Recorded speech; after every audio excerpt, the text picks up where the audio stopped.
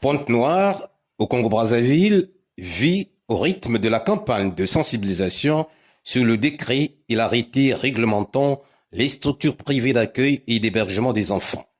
Cette opération, qui va s'effectuer pendant 4 jours, aura pour mission de mettre au profit des promoteurs des structures d'accueil et d'hébergement des enfants les normes techniques d'installation, d'organisation et de fonctionnement des dites structures. Cela pour définitivement arrêter le désordre qui existe actuellement sur le terrain où certains orphelinats, crèches ou autres structures d'accueil évoluent sans agrément, employant un personnel non qualifié. Donc cela nous permet aussi de mettre tout en place pour partir à zéro. Si on avait l'habitude de le faire, c'est bien.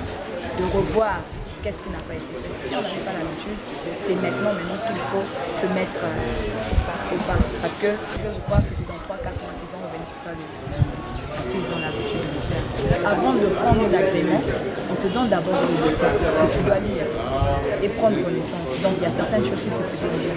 Seulement peut-être concernant le rapport trimestriel. Oui, ça, je crois qu'ils vont maintenant vraiment s'attarder sur ça.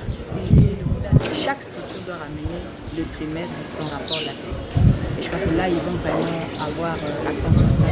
À nous maintenant. Cette démarche administrative, entreprise par la Direction générale des affaires sociales, est considérée comme une bouffée d'oxygène. Elle permet d'arrêter l'hémorragie, celle de la naissance abusive, ici et là, des structures privées d'accueil et d'hébergement des enfants au Congo-Brazzaville. Les échanges instaurés entre promoteurs et spécialistes des affaires sociales ont édifié les uns et les autres. Le ministère en charge des affaires sociales, qui met en musique la politique du chef de l'État, a précisé dans un texte les normes techniques d'installation, d'organisation et de fonctionnement de ces structures.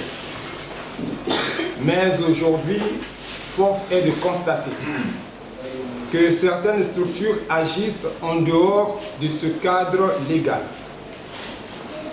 Monsieur le chef de service, votre venue ici à Pointe-Noire permettra à cet auditoire d'être sensibilisé sur les textes existants en la matière.